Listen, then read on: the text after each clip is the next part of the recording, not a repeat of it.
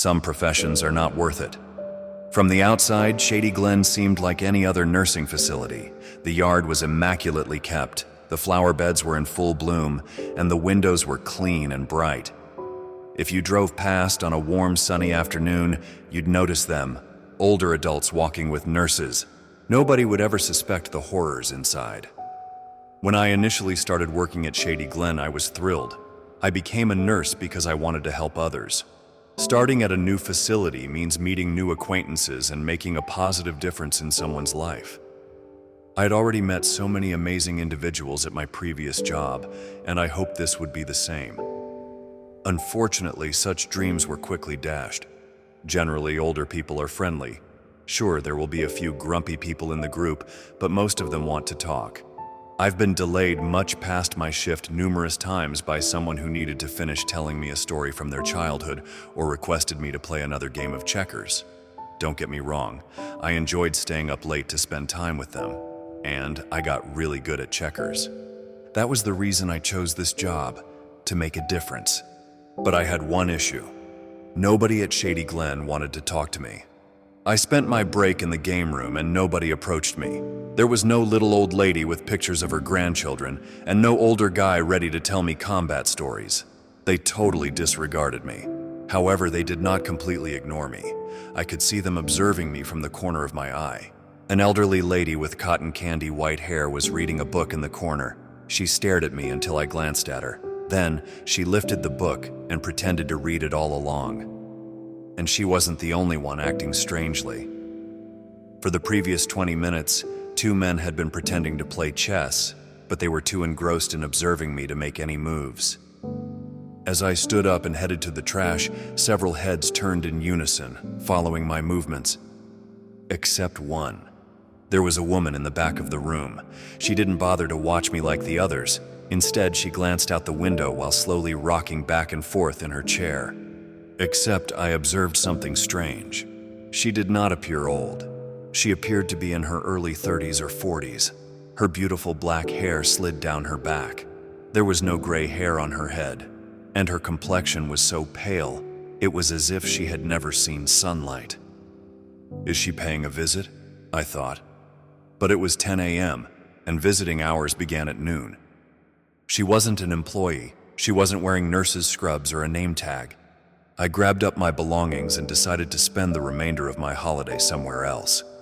As I walked out into the corridor, I felt everyone's eyes on me, monitoring my every move. Perhaps they're wary of new people. Maybe they're bored and want to know who this weird new person is. But the way they all looked at me made me uncomfortable. It wasn't just a few nosy Nancys looking at me over a book. It was the entire room.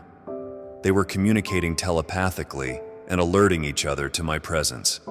Except for one unusually youthful woman. She did not acknowledge my presence at all. I wasn't sure whether that was comforting.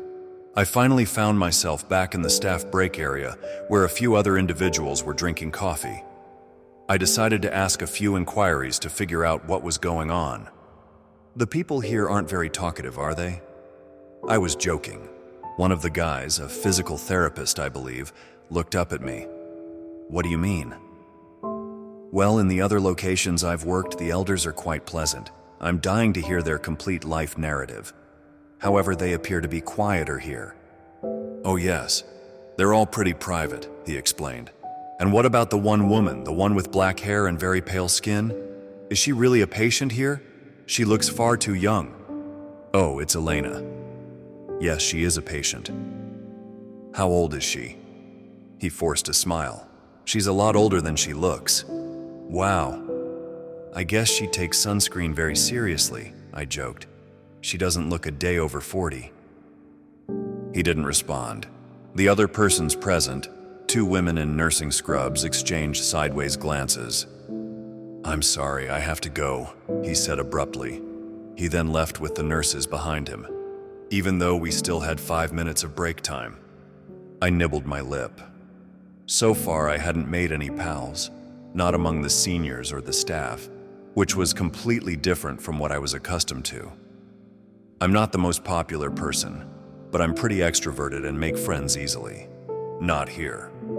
I emptied my garbage and reviewed my schedule. My next patient was in room 40C. I walked down the bland hallway, staring at the seemingly endless rows of doors. When I went to the front door, I pulled up the patient chart. That's when I realized something unusual. The chart had a letter on top of it that stated, "Do not make eye contact with the patient." That's strange, I thought. Perhaps they were antisocial. I paged over the chart looking for information on their mental state, but there were none, just a remark about their memory fading. Whatever the scenario, I'd respect their requests, even if it made my extroverted side die internally. I pulled open the door to find a woman sitting on the bed. Her long gray hair fell partly across her face. She wore a basic white dressing robe, which appeared torn and tattered. My gaze was drawn to her face, but I quickly stopped and focused on the floor. "Hi, my name is Jeff," I said. "I'll be your nurse today." She did not respond. "Is there anything I can get for you?" I asked. "Or can I start taking your vitals now?" She said nothing but nodded. I interpreted that as permission to get started. I drew the metal chair towards her and sat down. "This is going to pinch a little bit, okay?" I remarked this while placing the blood pressure cuff over her upper arm. I kept my gaze on the dial as it ascended, avoiding all eye contact.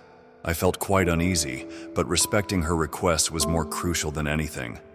"Just going to look in your ear now," I assured her as I took out some equipment. I kept my gaze focused on her ear, but I could feel her watching me, peering through her hair. I removed a tongue depressor. "Now, I'm just going to have to take a look at your throat." She opened her mouth and I pressed the wooden stick down. However, from this position, her eyes were just barely out of focus. I noticed nothing strange with them. They appeared to be too large for her face or too dark. I couldn't tell, but something seemed off. Perhaps she had an eye visit earlier today and had her pupils dilated. That was the only plausible explanation I could think of. Her pupils, irises, and actual eyes all appeared larger. She was employing an Instagram filter to enhance the size of her eyes. It was bizarre. Despite my strong desire to make eye contact, I resisted. When I finished, I gathered my belongings, said farewell to her, and moved on to the next patient. "I thought you did an excellent job as I made my way to room 37A. You respected her boundaries, which I am sure she enjoyed. This first day won't be so bad after all." The next patient soon dashed my enthusiasm. Gerald was the name of the man who lived in room 37A. According to the chart, he was 86 years old, but he appeared to be much older. His physique had shrunk in on itself, leaving folds and creases. His white hair rose straight up as if compensating for his loss of height. And he was kinder than the others, greeting me with a smile as soon as I walked in. "Hello. Are you my new nurse?" I nodded as I introduced myself, and with that, I was back in the game. Gerald was easy to chat with. He inquired how long I'd been a nurse and whether I liked it here. All the while, he was beaming and saying how delighted he was to have me here. "My last nurse was so grumpy," he muttered, rolling his eyes, "but you seem like a fun one." "Thanks," I said. I put the blood pressure cuff over his arm and it started to inflate. "So Gerald, where did you grow up?" And with that, the mood we had was gone. His smile vanished. He broke eye contact and stared vacantly at the wall. "A long distance from here," he eventually mumbled. I got the suggestion and asked no questions, but after a minute he began speaking again. He looked up, his milky gray eyes staring into mine. "I come from a place where demons roam," he said quietly, his voice gravelly. "A place where the shadows do not require light. A place of eternal darkness." I paused what I was doing, surprised by the statement. I've worked with many individuals with dementia or mental illnesses, and this wasn't the most upsetting thing I'd heard. One of the men I worked with was paranoid. Every day he would go over the death threats he had gotten in great detail. He was sure that others wanted him dead, and in very violent ways, because he worked for a top-secret government agency. A woman also informed me about the tiny woman who was hiding under her bed. After careful investigation, we discovered she was mistaking some storage boxes for a human. It isn't easy being this old. When your mind wanders, the distinctions between fact and fiction become increasingly blurred. And there is a delicate line when dealing with folks in this state. You don't want to reinforce their fantasies, but you also want them to feel heard. "You must be happier here," I remarked. He stopped for a time. "I'm happier here," he finally said. "That's great," I said with a smile. I finished taking his vitals, grabbed the iPad, and returned to the corridor. As I flipped through the paperwork, I noted that there was no mention of dementia or any other mental disorder. In actuality, someone had checked good for his mental status. "Jeff," a voice called from behind me. I turned. The older man had followed me out of the corridor. He was standing several yards behind me, very still. "Do you need something?" I called. He shakes his head. "They roam here too, the demons. They are just not as loud." I nodded and waved. Then I made a note on his chart. Under mental conditions, I wrote, "Discusses demons." Who was next?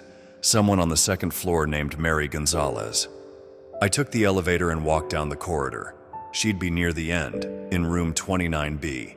It wasn't simply the people who were slightly off. There was something about the beige hallways, the endless doors with small square windows, and the somewhat distorted music that played on repeat. Seriously, it sounded like a cassette player with a low battery. I shivered. I may send out more applications. I didn't like my time here in any way. The strange stares, interactions, and standoffish coworkers created a peculiar atmosphere in the workplace. And as I moved down the corridor, I noticed something even stranger. One of the doors was padlocked. I came to a halt and reversed my direction. 26 degrees Celsius. The number had faded and the glass was completely dark. It may be empty, so why lock it? I looked down at the padlock. That was obviously not legal. Unless the patient posed a risk to others, and even then they should have been taken to a hospital or whatever, they should not be held here behind a barred door. I leaned in toward the window. Completely dark.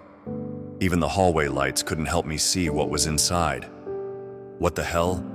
I cupped my palms against the window and peered in. Then it occurred. On the other side of the glass, an eye blinks open. I sprang back, surprised. My ankle twisted, my feet slipped underneath me, and I landed hard on the linoleum floor. Pain spread up my arms and knees. I climbed up. Above me, something was moving in the glass. A clump of black hair gently parted to reveal an eye. Now I understood that the lights in the room were turned on. The window had only been dark because she was crushed against it. They are watching me. I recognized her, pale skin, thick black hair. We are far too young to be here. It was the same woman I saw previously. I got up and dashed down the hall, not stopping until I reached 29B. Before entering, I took a moment to gather my thoughts. Take a deep breath in, deep breath out. My hands were shaking. My legs felt weak and shaky under me. Maybe she merely has a mental illness and needs to be here for a bit, I reasoned. It's only a woman, not a monster. So she was staring at you through the window. So what? She didn't scream or threaten you, but why the padlock? I forced myself to take a deeper breath, and another. I waited until I was entirely comfortable before opening the door. Please give them your all, I reminded myself, as I had many times before. I swung open the door. Mary sat in front of the window, gazing down into the courtyard below. She was humming softly to herself, a tune I couldn't recognize. However, based on my high school music experience, I knew it was in a minor key. "How are you doing today, Mary?" I asked. She didn't respond, did not turn around to look at me, just kept humming the same 4 notes over and over. "Mary?" More humming. I took out the iPad and flipped through her chart. It was then that I spotted the note. The patient was not verbal. Okay, that makes sense. There's no spooky weirdness here, only a nonverbal patient. I pulled up a chair and sat down next to her, explaining what I was doing so she wouldn't be startled or scared. "I'm going to put the blood pressure cuff on you now, okay? Just going to look in your ear." I tugged on her ear and inserted the otoscope, checking for any symptoms of irritation or infection. But then my heart stopped. There was a shadow near her eardrum. When the light struck it, it skittered out of sight. What the hell? I tugged on her ear and adjusted the apparatus. No, there was nothing there. No shadow. Her ear was completely fine. I put down the scope and massaged my eyes. I told myself, the stress is getting to you. I took another deep breath in and out. It was only a shadow that moved when I adjusted the scope. There's nothing more. Your ears look great, Mary, I commented, but my voice didn't have the same upbeat tone. I finished the examination. Mary continued humming to herself, the same 4 notes repeated, except she was humming them faster now. I packed my belongings, took another big breath, and stepped out into the corridor. I closed my eyes as I passed through room 26C. I took the elevator down to floor 1. I had my lunch break alone. I did not want to talk to anyone anymore. I was going to get through the day and send out job applications tonight. I'm hoping to find something else within a week or 2, perhaps 1 month. I couldn't last a month in this place, I thought as I completed my turkey sandwich. It's just too strange. Surprisingly, the afternoon went smoothly. There was no crazy demon talk or spooky humming, just regular humans. They didn't say much, and that was fine with me. As the late afternoon went into the evening, the personnel thinned out, and the majority of the residents retired to their rooms. At 7:45, I began packing everything, eager to give things over to the night shift. But of course, it was not that simple. My boss peeked his head in and asked if I could check on one more patient. The night shift nurse was running late. Like an idiot, I agreed. I was already on the 2nd floor when I noticed it was room 26C. The woman who appeared far too young to be here. I wanted to turn around and run, but I needed this employment, even if only for a few weeks. And moreover, they wouldn't keep anybody violent here. This would be illegal. Sure, the padlock was present, but it did not change the law. Maybe the padlock was for her protection, to keep her from fleeing. I promised myself I'd only spend 15 minutes with her. Then you can go home. I took out the iPad and paged over her chart. However, most of it was blank. Her name has been filled in. Elena's long last name sounded Polish or Czech based on the number of consonants, but there was only a dash for her birth date. Didn't they know her age? There was nothing in the current drug section, and there are no chronic ailments either. No diabetes, arthritis, or hearing loss. If she didn't have any of these things, why was she here? Or did I receive an incomplete chart? If this chart was incomplete, I could skip today's exam and go home instead. If she had an underlying medical condition that I was unaware of, that may be a liability. I strolled down the hallway and after a moment spotted one of the doctors on duty. Hey, I think this chart for Elena is incomplete, I told the man. No, that's her chart, he said, inspecting it briefly, but nothing is filled in. Not even her birthday. We don't know her birth date. I stared at him. You don't know her birth date? He shakes his head. What about an approximate age then? Or medical conditions? The whole thing is just blank. The doctor gazed back at me. I assure you the chart is accurate, he said in an unusually forceful tone. Then he turned and went away. I couldn't grasp what was going on. A little voice in the back of my head told me to leave. Nothing about it felt right. I walked back into Elena's room. Someone had already opened the padlock for me. I took a deep breath before I opened the door. Elena was sitting by the window, facing away from me. Her pale arms dangled limply at her sides, while black hair spilled down the back of her chair. Hello, my name is Jeff, I said from the doorway, my heart thumping. I'll take your vitals this evening. She didn't respond. That was all right with me. I would rather she ignore me than the alternative. I pulled up a chair next to her and unfolded the blood pressure cuff. The Velcro zipped noisily in the otherwise silent room. I'm going to take your blood pressure, I informed her. No response, and I wasn't sure if I was recounting what I was doing for her sake or to relieve my own anxiety. I wrapped it over her upper arm. The repetitive sound of the cuff inflating interrupted the silence. Still, she refused to turn to face me or acknowledge my presence in any manner. She only stared out the window, the harsh shadows making her complexion look much paler than before. The blood pressure cuff continued to inflate. Elena continued to look out the window. utterly ignoring me. "This will be over soon. Log the vital signs and get the hell out of here." Except there was an issue. I wasn't obtaining any blood pressure readings. That is bizarre. I glanced at the dial before reaching up and pulling it off her arm. "Sorry. I may have made a mistake." However, the second and third attempts failed. I could not get a reading. I swallowed, my throat dry. Screw it, I thought. "Elena, I'll take your blood pressure later. For the time being, I'll check your ears, okay?" No response. She continued to avoid me. I could as well have been absolutely invisible. So I looked at her reflection in the window, trying to read her emotions. Every muscle in my body froze. She did not have a reflection. I only saw my scared face looking back at me. No, that is not possible. I rose up, the chair sliding out from under me. I tripped down the corridor, dropping the blood pressure cuff in the process. "I'm sorry," I said, racing to the door. "I'll come back later." A shuffling noise sounded from behind me. I whipped around. The woman had finally turned and looked at me, but her body remained toward the window. She had twisted her head completely around, something no human could achieve. I ran. I rushed as quickly as I could. My feet slapped against the floor as I moved down the corridor and around the bend. As I moved through the game area, I noticed a few heads turning towards me, following my movements. But I did not stop. I just continued running. Then I heard it. Slap. The woman was following me. She crawled down the corridor on all fours as if possessed. Her head dangled upside down and her thick black hair dragged over the floor. Her lips were curled into a smile and her teeth, all of them, were pointed into needle-thin fangs. Slap, slap, slap. Her palms pounded on the linoleum as she crawled toward me, spider-like. Her mouth was stuck in a dreadful grimace.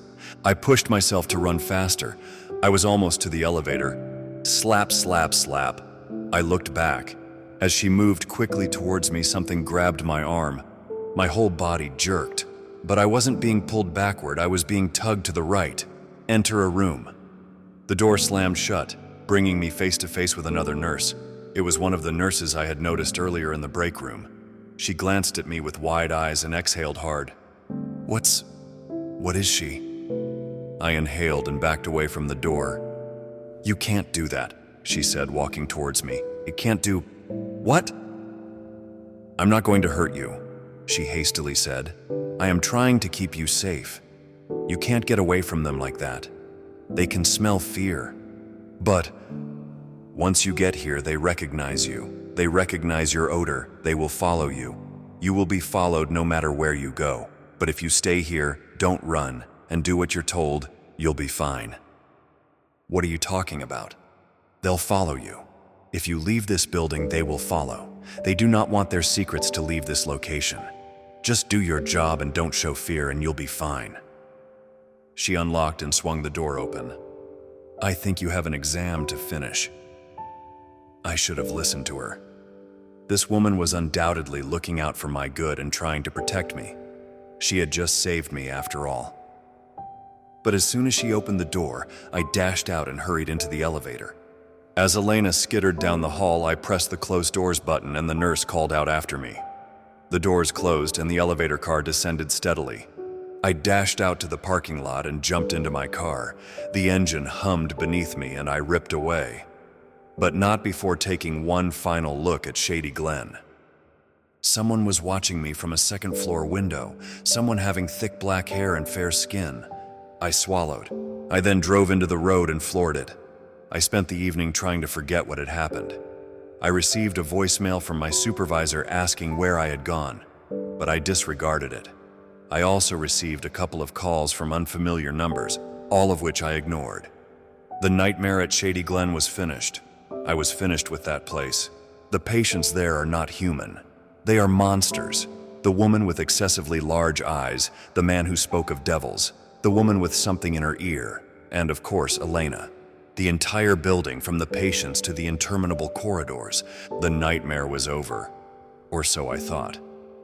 Unfortunately, I awoke with a start at 3:06 a.m. As I regained awareness, I recognized what had woken me up. A noise, a faint tap, tap, tap sound from somewhere. I grabbed my phone from the nightstand and rose up, looking for the source of the disturbance. It sounded like it came from downstairs. My heart pounded as I made my way to the stairs. I dialed 911 on my phone and prepared to hit the call button. The tapping persisted as I descended the stairs. Tap, tap, tap. When I reached the bottom, I went towards the kitchen where I noticed it. Someone was tapping on the sliding glass door in the kitchen. Someone having long black hair, pale skin, and sharp teeth. Elena. I quickly ducked out of sight, but as soon as I did, the tapping increased in speed. Tap, tap, tap, tap. She'd seen me. I dashed back up the steps, my pulse racing. The nurse's admonition lingered in my mind. They will follow you. You will be followed no matter where you go. But if you stay here, don't escape, and do as you're told, you'll be safe. When I returned to my bedroom, I banged the door shut, locked it, and pulled the dresser across it. I called 911, and they told me that they would arrive soon. Then I went into the closet, closed the door, and waited. For a few minutes, I heard nothing. Pure silence. I persuaded myself that maybe she had left. The cops will be here any minute. I took deep breaths in and out, attempting to slow my heart and relax. The cops will be here any minute. But then the tapping resumed. Tap, tap, tapping, coming from the bedroom window, my second-floor bedroom window. I did not dare to look. However, I could see her spider-like body clinging to the side of my house. Her lengthy fingers are tapping against the glass. Thick black hair fell over her face, needle-like teeth and a dreadful smile. Tap, tap, tap. A minute later, I heard sirens. The tapping ceased. I heard a scuttling sound as she moved down the house, and then nothing. The sirens became louder, and my heart slowed because I knew I was secure. Except I was not safe. The nurse said I never would be, unless I come back. So after getting 0 hours of sleep and 3 cups of coffee, I traveled to Shady Glen. I passed the groomed lawns and the older adults sitting on the benches. I walked through the main doors and down the endless beige hallways, listening to music from the speakers. I grabbed my iPad and checked my first assignment. As I walked to the 4th floor, I stated the same thing repeatedly. Do not show fear.